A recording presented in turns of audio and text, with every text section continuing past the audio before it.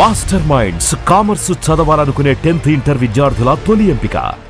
దావుద్ ఇబ్రాహింకి చోటా రాజన్కి గొడవ వచ్చినప్పుడు ఈ సౌత్య అనేవాడు రాజన్తో కలిసిపోయాడు.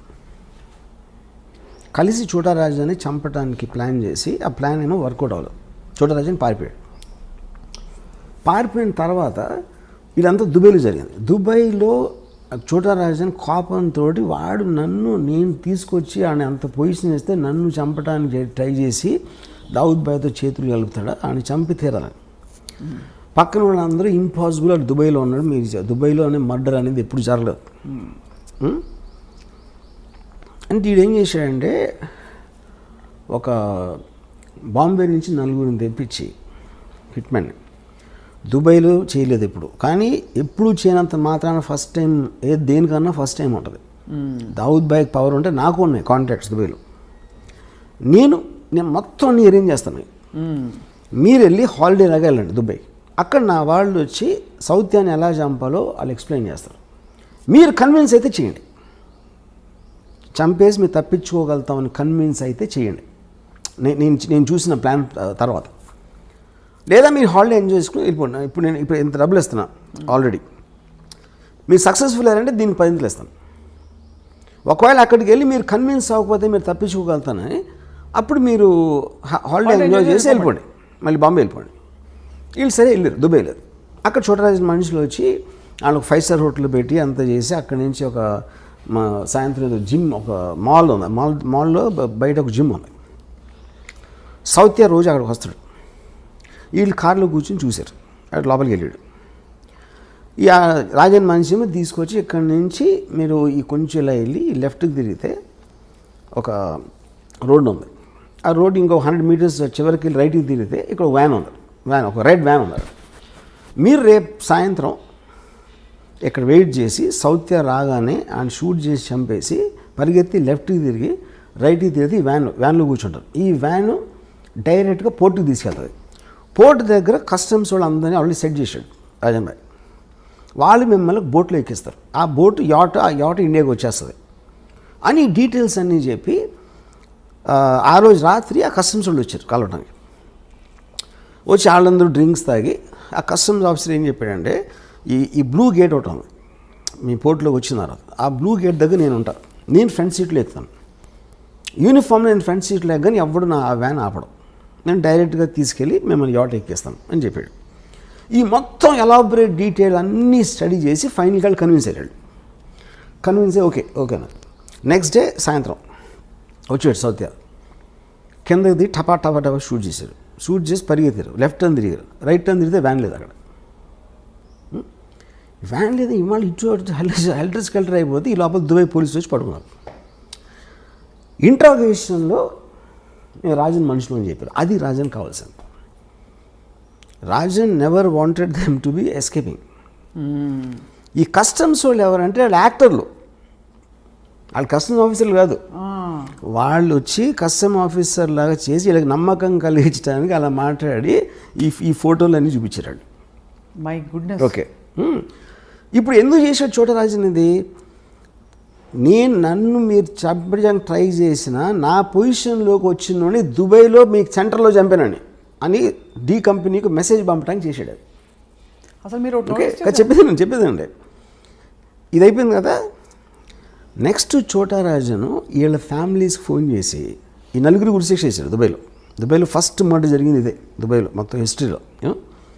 వీళ్ళ ఫ్యామిలీస్కి ఫోన్ చేసి నేను వాళ్ళకి అబద్ధం చెప్పిన మాట నిజం, ఎందుకంటే నాకు ఒక ప్రెస్టీజ్ క్వశ్చన్ వచ్చింది, నేను చేయాల్సిన అవసరం ఉంది, ఇలాంటి బిజినెస్లో ఎవరో ఒకరిని బలి ఇవ్వకపోతే మనం అనుకునే జరగవు. ఇప్పుడు వాళ్ళు మీకోసం మీ పిల్లలకి మీ ఫ్యామిలీస్కి ఎంత మీకు డబ్బు అవసరం అవుతుందో వాళ్ళు సంపాదించి దానికి 2 ఎంతలు నేను ఒక్క షాట్లో ఇస్తాను మీ నలుగురికి అని చెప్పి వాళ్ళు డబ్బు పంపించాడు. సో ఇప్పుడు ఇదంతా చూస్తే అసలు అది మీ జడ్జ్మెంట్ ఫ్యాక్టర్ ఏముంటుంది కదా చెప్పండి నాకు. అంటే డబ్బు పంపించడానికి మంచివాడు అయిపోతాంటారా? మంచోడు అది మీరు చెప్పాలి, కానీ ఎంత ఎమోషన్స్ వెనకాల ఉంటాయని ఎవరైనా ఊహిస్తాడు అసలు. అది నేను చెప్పేది, అది జస్టిఫికేషన్ కాదా నేను చెప్పట్లా. First of all their hitmen ఎవరైతే వచ్చారో, డబ్బులు తీసుకుని చంపటానికి వచ్చేలాంటి మనుషులు ఒక రకం, వాళ్ళకి ఫ్యామిలీస్ ఉండటం కూడా నిజమే, వాళ్ళకి పిల్లలు ఉండటం కూడా నిజమే, వాళ్ళు క్రైమ్లో లేరు, కానీ వాళ్ళ జీవనాలు వీళ్ళ మీద ఆధారపడి ఉన్నాయి. సో వీళ్ళకి అబద్ధం చెప్పి మోసం చేసి తన పని అవగొట్టుకుని వాళ్ళు దుబాయ్ జైల్లో ఉరిశిక్ష చేయించాడు. ఇది లేకపోతే చూడరాజన్ దగ్గర ఇంకోటి ఏముంటుంది చెప్పండి నాకు. మీకు ఉన్న ఆప్షన్స్, మీకు ఒక ఆబ్జెక్టివ్ ఉంది, ఆ ఆబ్జెక్టివ్లో మీకున్న బెస్ట్ ఆప్షన్ మీరు ఎత్తుక్కుంటారు. దాంట్లో ఎవరో ఒకళ్ళు హర్ట్ అవుతారు, ఎవరో ఒకళ్ళు బలైపోతారు, which is called collateral damage. ఇప్పుడు హిట్లరు సెకండ్ వరల్డ్ వార్లో లండన్ మీద బాంబు చేశాడు. ఎందుకు చేశాడు? యూకే బ్రిటిష్ ట్రూప్స్ స్టార్ట్ అయినాయి. ఆ బ్రిటిష్ ట్రూప్స్ మూవ్మెంట్ స్లో చేసేయాలి, బార్డర్కి తొందరగా రాకుండా. అందుకని లండన్ మీద బాంబు చేసి జనాలు భయపడి అందరూ బయటకు వచ్చేసి రోడ్లు అన్ని బ్లాక్ చేసేస్తారని ఉద్దేశం అన్నమాట. ఇది వార్ స్ట్రాటజీ అంతే. దానికోసం మీరు ఇన్నోసెంట్ ప్రజల్ని చంపేస్తారని అదే పాయింట్ అక్కడ. ఇన్నోసెంట్ ప్రజలు అనేవాళ్ళు ఎప్పుడూ బలిపశువులు ఉంటారు, ఏ వార్లో అయినా ఎక్కడైనా సరే. అది 2020 అవ్వచ్చు, లేకపోతే 1720 అవ్వచ్చు. ఇది ఇంకా నేను మీకు ఉరికినాయి మన ఇంటర్వ్యూ కాబట్టి చాలా తక్కువ చెప్పాను. దీని యాక్చువల్ స్టోరీ చెప్తే కింద పడిపోతారు. ఇదంతా మీకు ఎవరు చెప్పారు? Course I MS sources. You have your sources. అంటే డైరెక్ట్గా చోటారాజనే పిలిచి కూర్చోబెట్టి మీకు కప్పు కాఫీ ఇచ్చి చెప్పినట్టుగా అంత వివరంగా చెప్పారు. దీన్ని బట్టి ఇంకో విషయం కూడా అర్థమవుతుంది, గ్యాంగ్స్టర్స్కి మంచి స్క్రీన్ ప్లే ఉందని. Of course gangsters constantly drama, వాళ్ళంతా వైలెన్స్ అనేది మనం అనుకున్నది ఎక్కువ జరగదు అక్కడ. Mostly it is mind games. మనకి సినిమాల్లో టపా టపా టపా గన్ షాట్లు అవుతూ ఉంటాయి, కానీ it's not as much as what we think. ఎందుకంటే మీకు వైలెన్స్ ఎక్కువ జరిగితే అసలు యాక్చువల్ కంట్రోల్ లేదని అర్థం అవుతుంది. నిజంగా మీరు భయపడితే అండర్ వరల్డ్కి ఎవడు అసలు దాని నుంచి వాడికి దానికి ఎగెన్స్ట్కి వెళ్ళటానికి భయపడతారు. ఎగెన్స్ట్కి వెళ్ళటానికి లేనప్పుడు మీకు వైలెన్స్ ఉండదు అసలు. ఇలాంటి వ్యక్తులతో తీసిన సినిమాకి మీరు ఆతే హై కాలియాత్ జాతే హై కాలియాత్ అని ఫిలాసఫీ పెట్టేస్తారా? యా కరెక్టే కదా. ఫైనల్గా చూడరాజన్ జైల్లో ఉన్నాడు, ఆళ్ళిపోయారు. ఆతే హై కాలియాత్ జాతే హై కాలియాత్ బీచ్ మే గన్ పకడ్తే హై, అంతే. అది స్టోరీ. గన్ ఒకటే కాదు కదా పాయింట్. చాలామంది చాలా చేస్తారు, బిజినెస్లో ఓడిపోతారు, పొలిటికల్గా లూజ్ అవ్వచ్చు. People lose all kinds of things, not only the under world. But it is no wonder and no surprise that this is such a fascinating thing for you, because వింటూ ఉంటేనే అసలు ఇప్పుడే మీ సినిమా అంతా. యాక్చువల్గా ఈ Chhota Rajan episode it is one of the most striking things I heard. నేను 5% కూడా చెప్పలే యాక్చువల్గా.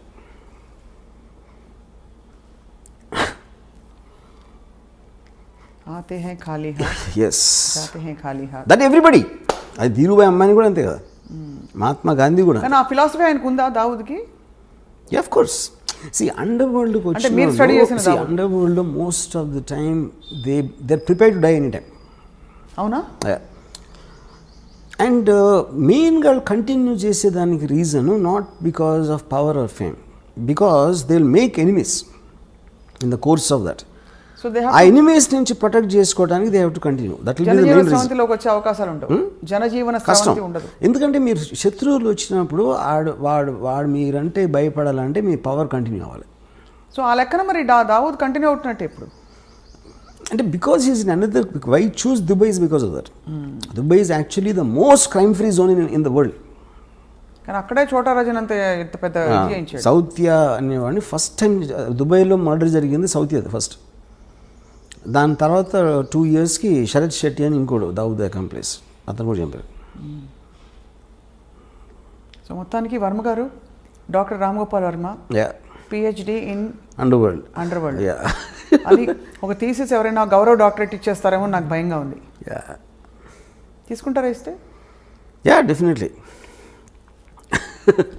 ఓకే రైట్ వర్మ గారు, it was a very interesting conversation. And waiting for this movie, this film eagerly. And అలాగే మీ పాట వినడానికి కూడా, మీ పాట చాలా మందికి ఒక